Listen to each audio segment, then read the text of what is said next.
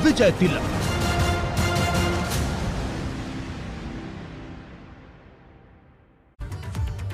नमस्कार, आप देख रहे हैं एबीपी गंगा। मैं हूं स्नेहलता और यूपी विधानसभा चुनाव के लिए भारतीय जनता पार्टी आज अपना संकल्प पत्र जारी करने जा रही है। लखनऊ में पार्टी कार्यालय पर सुबह 10:30 बजे भाजपा मैनिफेस्टो जारी करेगी। इस दौरान भाजपा के तमाम दिग्गज मौजूद रहेंगे। बता दें कि भाजपा अपने चुनाव घोषणा पत्र को संकल्प पत्र के नाम से पेश करती आई है और इस बार यूपी के लिए भाजपा ने अपने घोषणा पत्र को लोक कल्याण संकल्प पत्र का नाम दिया है। संकल्प पत्र जारी होने के मौके पर मुख्यमंत्री योगी आदित्यनाथ, गृह मंत्री अमित शाह, यूपी चुनाव प्रभारी धर्मेंद्र प्रधान, सह प्रभारी अनुराग ठाकुर नजर आएंगे। इसके अलावा यूपी भाजपा अध्यक्ष स्वतंत्र देव सिंह, दोनों डिप्टी सीएम और लक्ष्मीकांत वाजपेयी समेत तमाम भाजपा के बड़े नेता मौजूद रहेंगे। यह भी जान लीजिए कि भाजपा अपने संकल्प पत्र में उत्तर प्रदेश के लिए बिजली बिल, किसान और युवाओं के रोजगार समेत कई बड़े वादे कर सकती है।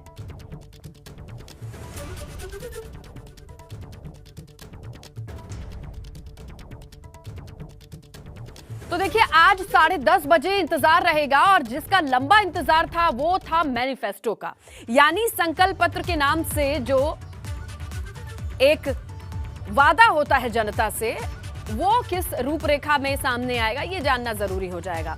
और कयास ये लगाए जा रहे हैं कि बिजली, किसान और युवाओं के लिए रोजगार, इन पर फोकस करके वादे किए जाएंगे। तो संकल्प पत्र जारी करेगी बीजेपी। बड़ा मौका होता है और इसी संकल्प पत्र को आधार बना करके जनता के बीच में तमाम छोटे बड़े कार्यकर्ता जाते हैं और बीजेपी जैसी पार्टी तो पन्ना प्रमुख पे भी अपने मैनिफेस्टो को उन्हें ट्रेन करके लोगों तक पहुंचने की जिम्मेदारी देती है। तो यहां आज उस मैनिफेस्टो को लेकर के सामने आएंगे।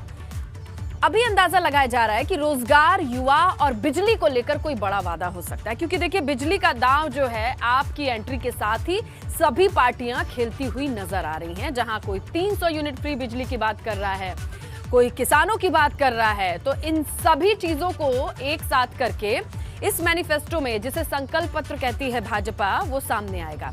इस मैनिफेस्टो को बनाने के लिए जगह जगह से, हर क्षेत्र से यूपी के सर्वे हो गया या फिर लोगों से रायशुमारी हो गई या फीडबैक, इन सारी चीजों का निचोड़ इस मैनिफेस्टो में दिखाई देता है। लंबे वक्त से लोगों से रायशुमारी चलती है, फीडबैक लिया जाता है हर एक क्षेत्र से, यानी अवध से, बुंदेलखंड से, पश्चिमी यूपी से, पूर्वांचल से, हर जगह की जब रिपोर्ट इकट्ठी हो जाती है तब जाकर के इस संकल्प पत्र को तैयार करना है। और अब ये तैयार हो चुका है। इंतजार 10:30 बजे का है जब ये मैनिफेस्टो बीजेपी लोगों के सामने रखेगी और इसी मैनिफेस्टो के आधार पर तमाम कार्यकर्ता लोगों के घर घर पहुंचेंगे, उनसे चुनावी वादे करेंगे कि इन्हीं वादों के साथ अगर वापसी होती है सत्ता में तो इन्हीं वादों को पूरा करके दिखाएंगे। तो उधर बीजेपी के खिलाफ अखिलेश जयंत एकजुट होकर लगातार प्रचार कर रहे हैं। देखिए ना, जैसे जैसे चुनाव नजदीक आ रहा है, दोनों नेता कहीं एक साथ दिखाई देते हैं तो कहीं अलग अलग होकर के प्रचार करने में जुटे हुए हैं। आज ये दोनों दिग्गज कहां रहेंगे? तो आगरा के एतमादपुर में। यहां तो इनकी संयुक्त रैली रहेगी क्योंकि यहां गठबंधन के प्रत्याशी हैं वीरेंद्र चौहान। उनके समर्थन में ये दोनों नेता एक साथ सभा करेंगे। वहीं इसके अलावा जयंत चौधरी मुजफ्फरनगर में 3 और शामली में 1 सभा करेंगे। जाटलैंड में गठबंधन के लिए वोट अपील करेंगे। और सपा के राष्ट्रीय अध्यक्ष अखिलेश यादव की बात करें तो वो संयुक्त रैली के अलावा वो भी अपने अलग क्षेत्र में पहुंचेंगे, प्रचार करेंगे। तो एक स्ट्रैटेजी तो नजर आ रही है। जहां जहां गठबंधन के प्रत्याशियों के लिए मिल करके वोट करना है, वहां दोनों बड़े नेता एक साथ मंच पर अपने इस रथ पर सवार दिखाई देते हैं। इसके जहां अलग हो जाना होता है, जो कह सकते हैं जैसे कि आज जयंत चौधरी की जहां पर रैलियां होनी है, सभाएं होनी है, वो जाटलैंड है, वो प्रभाव क्षेत्र है। वो अपने क्षेत्र में जाकर के अकेले ही प्रचार करेंगे। तो कुल मिला के ये स्ट्रैटेजी बनाई गई है कि कम वक्त में ज्यादा से ज्यादा काम करना है, ज्यादा से ज्यादा क्षेत्रों को कवर करना है। तो ब्रज क्षेत्र में किस तरीके की तैयारी है ये जानना जरूरी है। और आज बात करें तो नितिन उपाध्याय हमारे सहयोगी हमारे साथ आगरा से सीधा जुड़ चुके हैं, उनसे भी पूछ लेते हैं। नितिन, ये बताइए कहां ये दोनों साथ में नजर आएंगे और किस हिसाब से अलग अलग होकर के प्रचार करेंगे? क्या स्ट्रैटेजी है आज? देखिए, मैं जिस जगह खड़ा हुआ हूँ ये इस समय यमुना एक्सप्रेस वे का जो कहा जाए खंदौली कट है और यहीं आज अखिलेश यादव पहुंचेंगे। अखिलेश यादव के आज 2 कार्यक्रम है, लेकिन कोहरा बहुत ज़्यादा, मौसम बहुत ज़्यादा ख़राब है और ऐसे में उम्मीद ये है कि कार्यक्रम में थोड़ी देरी हो सकती है, क्योंकि जब तक मौसम नहीं खुलेगा, क्योंकि फॉग ज़्यादा है, डेंस फॉग है और ऐसे में आज 2 कार्यक्रम है। पहला कार्यक्रम उनका बाह में है, बाह में जहाँ भदावर राजघराने से एक बार फिर से रानी पक्षालिका सिंह दूसरी बार चुनावी मैदान में है और उनके खिलाफ जो मधुसूदन शर्मा है, जिलाध्यक्ष हैं समाजवादी पार्टी, करीब 1 बजे के जो कार्यक्रम आया है उसके मुताबिक करीब 12:30 1 बजे का कार्यक्रम पहले बाह विधानसभा में है, वहां वो एक जनसभा को संबोधित करेंगे। अखिलेश यादव का ये देखा जा रहा है कि वो अपने विजय रथ पर से ही पहुंचते हैं, वहीं से ऊपर माइक लगता है और वहीं से वो पब्लिक को एड्रेस करते हैं, तो खास कोई इंतजाम करने की जरूरत नहीं होती। वहीं दूसरी तरफ जहां मैं खड़ा हुआ हूँ बिल्कुल एक कट है और आप देख सकते हैं कि यहाँ दूसरा कार्यक्रम होना है। यहाँ एतमादपुर के जो प्रत्याशी हैं वीरेंद्र सिंह चौहान, उनके लिए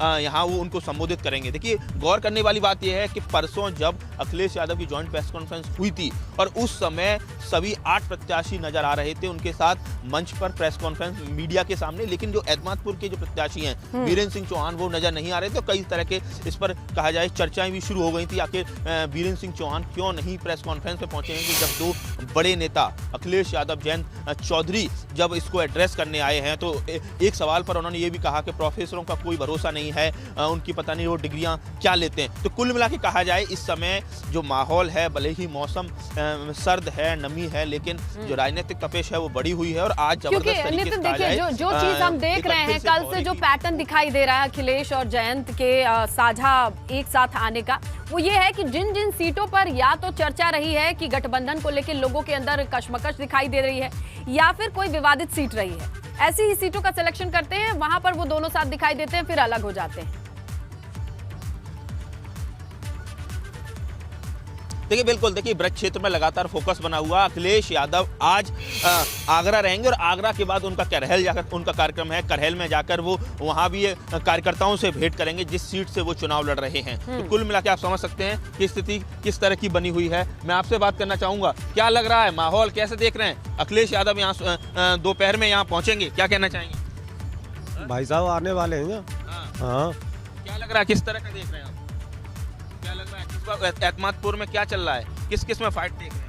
ठीक है नितिन, अभी लोग इंतजार में ही हैं और वो जानकारी मिली है, इंतजार कर रहे हैं और आने वाले वक्त में जब रैली होगी तो उसकी भी तस्वीरें हम आपके जरिए जरूर दिखाएंगे जैसे ही पहुंचेंगे। फिलहाल शुक्रिया नितिन तमाम जानकारी के लिए। और यूपी में चुनावी शोर इन दिनों गर्मी पर गदर मचा हुआ है। देखिए, मौसम ठंड का है लेकिन सियासी गर्माहट जो है बढ़ती ही जा रही है। वहीं सीएम योगी के सर्दी गर्मी वाले बयान पर अखिलेश से लेकर प्रियंका ने तंज किया है।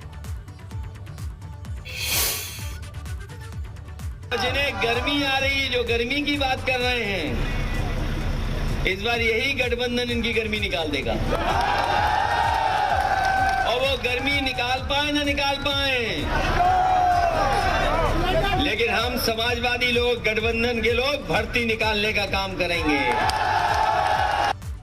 हम ये कह रहे हैं कि चुनाव के समय यही बातें होनी चाहिए। अब ये लोग कह रहे हैं कि कोई चौधरी निकाल रहा है, कोई गर्मी निकाल रहा है, तो हम कह रहे हैं भर्ती निकलवाओ, है ना। ये नौजवान तमाम पड़े हुए हैं बेरोजगार, भर्तियाँ पड़ी हुई हैं, 12 लाख खाली पद पड़े हैं सरकार में। अब हम ये कह रहे हैं कि चुनाव के समय यही बातें होनी चाहिए। अब ये लोग कह रहे हैं कि कोई चौधरी निकाल रहा है, कोई गर्मी निकाल रहा है, तो हम कह रहे हैं भर्ती निकलवाओ, है ना। ये नौजवान तमाम पड़े हुए हैं बेरोजगार, भर्तियाँ पड़ी हुई हैं, 12 लाख खाली पद पड़े हैं सरकार में। ये बयानबाजी चल रही है और इसी बीच ये भी जानिए कि कैराना में 2 बड़े राजनीतिक घरानों में सियासी घमासान इसलिए मचा है क्योंकि सियासत की विरासत बचाने की जंग चल रही है। कैराना में दिग्गज नेता रहे मुनव्वर हसन के बेटे नाहिद हसन और बाबू हुकुम सिंह की बेटी मृगांका सिंह फिर से चुनावी मैदान में है। कैराना विधानसभा से विधायक और सपा प्रत्याशी नाहिद हसन के जेल जाने के बाद उनकी बहन इकरा ने भाई को चुनाव जिताने के लिए पूरी ताकत झोंक रखी है। तो बीजेपी प्रत्याशी मृगांका सिंह की बजाय अपनी चुनाव में बीजेपी के बड़े नेताओं से वो बात मनवा रही हैं। और किस तरीके का पूरा माहौल है वहां पर, समझिए हमारे सहयोगी की सनुज शर्मा की इस रिपोर्ट से। जी बताइए कि चुनाव चूंकि जैसे जैसे नजदीक आता जा रहा है, कितना माहौल आप अपने पक्ष में मान रही हैं कि ये चीजें बदलती नजर आ रही हैं? जी बहुत, जैसे जैसे चुनाव नज़दीक हो रहा है और अब अंतिम दौर में ही आ गया है तो काफ़ी उत्साह है लोगों में और बस अब इंतज़ार कर रहे हैं 10 तारीख आने का और वोट देने का सभी। अच्छा, एक चीज़ ये देखी जाती है कि बीजेपी के तमाम दिग्गज नेता यहाँ पर आ रहे हैं और पूरी ताकत झोंक रहे हैं। ऐसे में आप अभी एक बात कह रही थी कि सिर्फ मैं हूँ और मेरा ख्याल रखिए, तो आपको लगता है कि इतने बड़े नेता उनसे किस तरीके से लड़ पाएंगे? ये कैराना के लिए गौरव की बात होगी कि उनकी बेटी अगर गृह मंत्री जी को हरा देगी तो मुझे लगता है कि पूरा कैराना की जनता मेरे साथ रहेगी, अपना आशीर्वाद देगी और सहायता करेगी कि हमारी लड़ाई मजबूती से मैं लड़ूं और जीतने का काम करें हम सभी। अच्छा, अभी आपने गृह मंत्री की बात कही अमित शाह की, तो आप मृगांका सिंह से कोई अपना चुनाव नहीं मान रही? जी नहीं, हमारा चुनाव जैसा आपने कहा हॉट सीट है। हॉट इसलिए है क्योंकि पूरी मशीनरी यहाँ पर लगी हुई है भाजपा की, तो इसलिए हमारा चुनाव यहाँ के प्रत्याशी से नहीं है, केवल पूरी भाजपा की मशीनरी से है। अच्छा, एक चीज़ और ये बताइए कि आप देख रहे हैं कि जो कैराना पलायन का मामला है वो हमेशा चुनाव में उठता रहता है। पिछली बार की कैराना से पलायन हुआ, इस बार ये कि जो लोग कैराना से पलायन करके लौट गए थे वो लोग वापस लौट आए हैं। तो बिल्कुल हॉट सीट तो यह है, लेकिन कैराना का मुद्दा भी तो पूरी तरीके से हॉट है इस वक्त। देखिए, हॉट ना तो पहले था ना अब है। पहले इन्होंने 2017 में पूरा चुनाव इस मुद्दे पर लड़ने की कोशिश करी थी और तब कैराना की जनता ने इस मुद्दे को नकारा था क्योंकि ज़मीन पर ये कोई मुद्दा है ही नहीं, ये सिर्फ बीजेपी के IT सेल के लिए मुद्दा है। बीच में जो 5 साल थे उसमें ये भूल गए इस मुद्दे को बिल्कुल ही। अब दोबारा चुनाव आ गए हैं क्योंकि इन्होंने कोई काम नहीं किया है तो इन्हें अपना वही प्रोपेगेंडा वाला मुद्दा पलायन का याद आ गया है और उसी पर ये चुनाव लड़ने का काम कर रहे हैं। लेकिन जनता समझ चुकी है और काट की हांडी बार बार नहीं चढ़ती। अभी आपने वहाँ पर एक बात कही थी कि हर चुनाव के अलग मायने होते हैं, इस चुनाव के आपकी नज़र में क्या मायने हैं?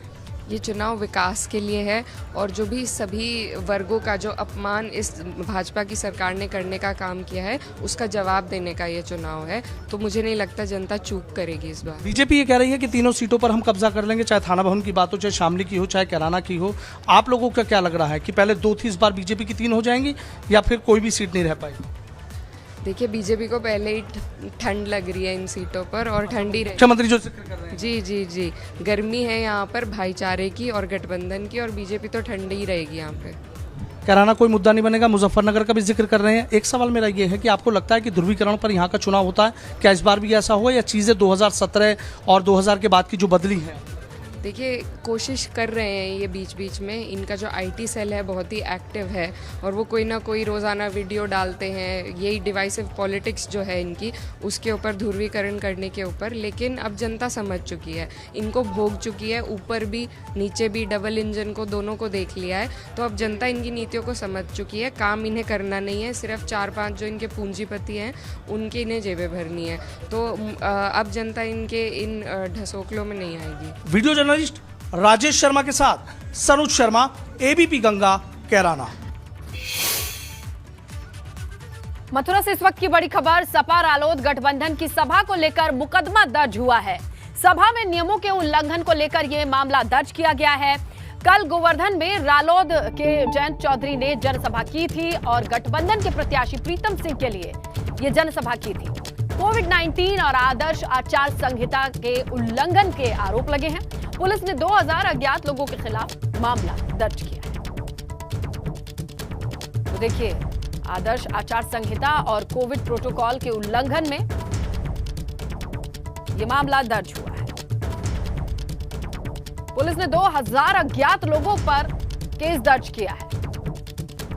कर RLD प्रमुख जयंत चौधरी की सभा थी, इसके साथ गठबंधन के प्रत्याशी के लिए वोट अपील की जा रही थी, लेकिन यहां पर पाया गया कि कोविड नियमों का और आदर्श आचार संहिता का उल्लंघन हुआ है। तो यूपी की 403 विधानसभा सीटों में से कुछ सीटों पर सबकी निगाहें खास तौर पर टिकी रही हैं। उन्हीं चुनिंदा सीटों में से एक है गाजियाबाद जिले की लोनी विधानसभा सीट। अक्सर सुर्खियों में रहने वाले विधायक नंद किशोर गुर्जर फिर से मैदान में हैं। और इसी सीट पर भाजपा और सपा गठबंधन के बीच कांटे की टक्कर मानी जा रही है। नंदकिशोर गुर्जर ने फिर से जीत का दावा किया है, तो वहीं नंदकिशोर गुर्जर को चुनौती दे रहे हैं लोनी से गठबंधन प्रत्याशी मदन भैया।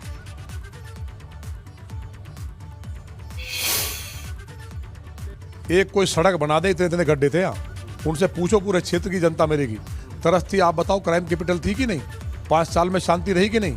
अभी कह रहे थे एक डिबेट में कि मैंने यहाँ कॉलेज बना दिए। उनको कॉलेज का सी पता है क्या? वो कभी गए कॉलेज, कभी स्कूल गए क्या? उन्होंने कत्ल किए हैं, डकैती डलवाई है, अपहरण किए, मर्डर किए हैं, लौनी को नरक बना दिया। जो जिस गांव के रहने वाले हैं वो हमारे फौजी हैं, एक से एक राष्ट्र के लिए काम कर रहे हैं। लेफ्टिनेंट भरत सिंह कसाना जी के नाम पे जाना जाता है, जो शहीद हुए थे बॉर्डर पे, और इन लोगों ने डकैतों की वहाँ एंट्री करा दी। लौनी में क्या, वैसे तो पूरे प्रदेश में, लेकिन लौनी में हमारे लिए मुख्य मुद्दा केवल जो हिंदू मुस्लिम का भाईचारा टूट के कगार पर आ गया था, उसे पुनः जोड़कर स्थापित कर लौनी को मुख्य विकास की धारा में लाना था।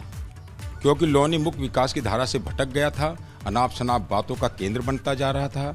इसे हमें पुनः विकास के तार उसके जोड़ने हैं। उनकी बात केवल एक जाति विशेष पे करते हैं, हम केवल जाति विशेष के, हम किसानों की बात करते हैं, हम मजदूरों की बात करते हैं, मजलूमों की बात करते हैं।